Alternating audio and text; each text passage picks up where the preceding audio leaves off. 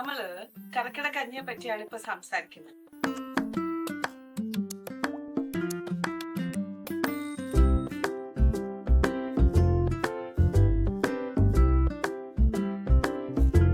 Hot water എടുത്തിട്ട് കുറച്ച് അരി, നമ്മള് ഉലുവ,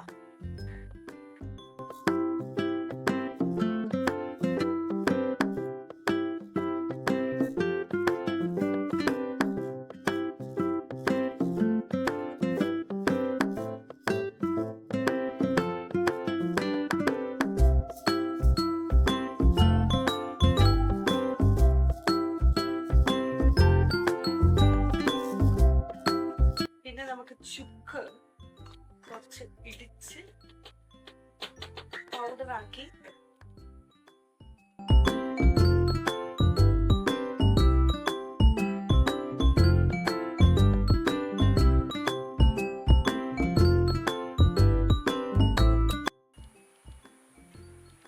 ജീരകം,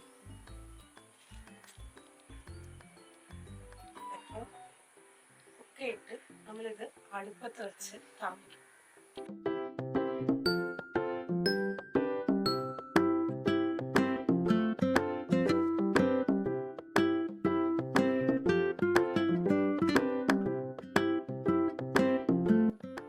എല്ലാ കൂട്ടുകളും ചേർന്ന് കഴിഞ്ഞ് ഈ കഞ്ഞി നമ്മൾ ഉണ്ടാക്കി കഴിയുമ്പോ, ഇപ്പൊ അടുപ്പത്ത് കഴിയുന്ന തിളക്കിയാണല്ലോ അല്ലെ.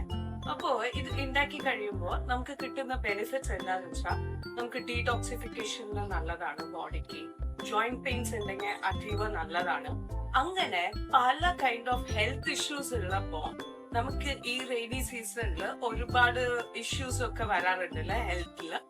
അതിനെ ഇംപ്രൂവൈസ് ചെയ്യാനും ഇംപ്രൂവ് ചെയ്യാനും ഏറ്റവും ബെസ്റ്റ് ആയിട്ടുള്ള സാധനമാണ് ഈ കർക്കിടക കഞ്ഞി.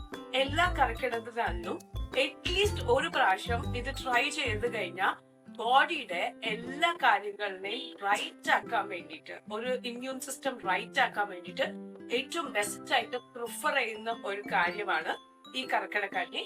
സോ എല്ലാവരും ഷുവർ ആയിട്ടും ട്രൈ ചെയ്ത് നോക്കണം. കൂടുതൽ വിവരങ്ങൾക്ക് ഡീറ്റെയിൽസിന് ഷുവർ ആയിട്ടും ഞങ്ങളെ കോൺടാക്ട് ചെയ്യുക.